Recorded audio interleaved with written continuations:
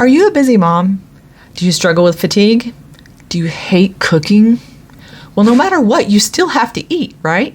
I have a simple system to batch cook your meat for the week so that you can save time and energy and reduce your intake of processed foods that make you grouchy and puffy. Let's get started. Hey, I'm Mandy, and I'm here to help you embrace your worth and take charge of your health. We're going to focus on batch cooking our meat for the week using the crock pot, the oven, and the grill. So we're going to do a pork shoulder in the crock pot, hand-sized meatloaves in the oven, and hamburgers and pork chops on the grill. Here's a pro tip. If you hate cooking, then put on your favorite playlist. It'll help motivate you and keep you going in the kitchen, okay? Give you a little bit of a boost. Now, I'm not a chef. I'm just a regular gal trying to eat a little healthier and spend less time in the kitchen doing it. So let me know in the comments, are you a cooking novice or are you an amazing chef? Okay, so for your pork shoulder, you're going to cook it in the crock pot. You're going to put it on in the morning. Throw in about a half a cup to a cup of water. I don't really measure. Put it on low for about 8 to 9 hours. You can go longer a little bit if you want. When it's done, you're going to shred it, let it cool a little bit, and then put it in freezer bags or in freezer containers and put it in the freezer for later this week. Now, as far as seasoning, you can season it now or you can season it later. Your choice. You might want to use it for pork tacos and then later on for barbecue, then for an Asian flair. So you can season it accordingly before you heat it up at each meal.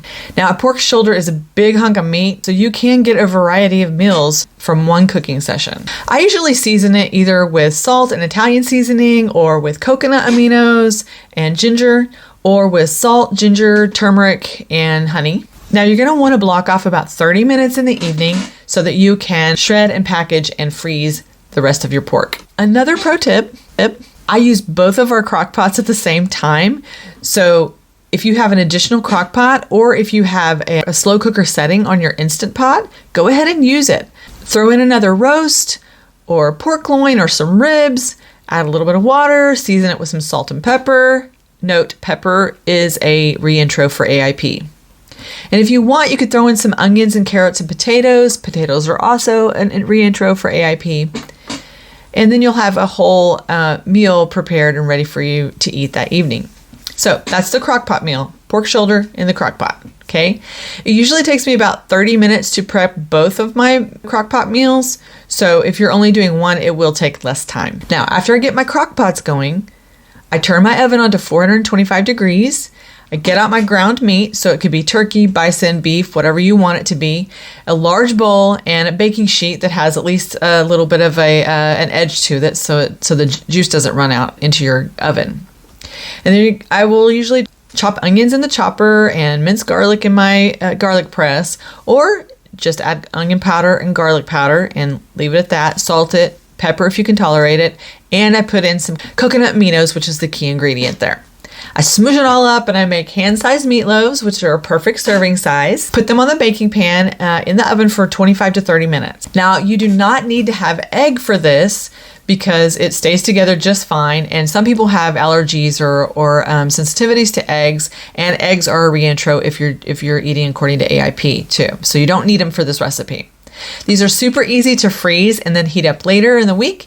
And I usually get about 4 to 6 loaves out of 2 pounds of meat. So if you have a larger family, do 4 pounds of meat, do 6 pounds of meat, whatever you need to do in order to maximize your time and your energy that you're spending doing your batch cooking. Okay.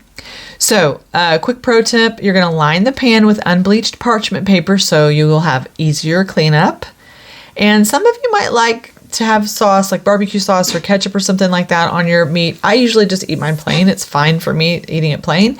But if you do use those types of sauces, please be sure to read the labels. Make sure that you know what you're putting in your body, because so many of them they're loaded with sugars. So you'll want to use them sparingly if you use them. Okay. Now, while the meatloaves are in the oven, you're going to go fire up the grill. The grill is super great for batch cooking, obviously, because you can cook a whole lot of stuff all at one time. So it's like you're cooking for a party, except for you're not. You're cooking for yourself and your family. You're going to end up freezing the extra so that you can have it throughout the week. Quick pro tip, I do suggest if you're going to use beef, buy grass-fed beef if you can, if it's in your budget. If it's not in your budget, I get it. So just at least go for, if you're trying to make it simple, because I'm all about keeping it simple, but if you're trying to make it simple, get the refrigerated patties instead of the freezer patties, because the freezer patties usually have some additives in it that you probably do not want to eat. If you have somebody else helping you, have them fire up the grill while you're doing your meatloaves, okay? While you're preparing your meatloaves and putting them in the oven, just have somebody else out there firing up the grill for you, getting it ready, okay? You can even delegate duties with your family members or friends. Somebody can be on crock pot duty, somebody can be on oven duty, somebody can be on grill duty, okay? Then you can get it all done in an even shorter amount of time and save time and energy that way. Okay, so then you get out your hamburger patties and your pork chops, season them up however you want. Usually just salt and pepper is what I use, or on my pork chops, I like to coat them with some olive oil and then put some dried Italian seasoning on there.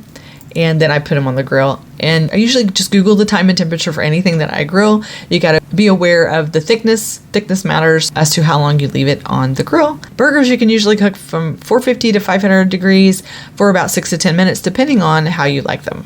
Other food that you could grill while batch cooking would be salmon, would be shrimp, chicken, portobello mushrooms, kebabs, but I normally just keep it simple and do chops and burgers. If you'd like all of this written down for you, along with a guide and planner for your batch cooking session, I have a batch cooking made simple guide. Even if you hate cooking, planner and guide for free, just go to, and the link in the description, then check out my other videos that I post every Wednesday at 11 o'clock a.m. Central Standard Time. I'll see you in the next video.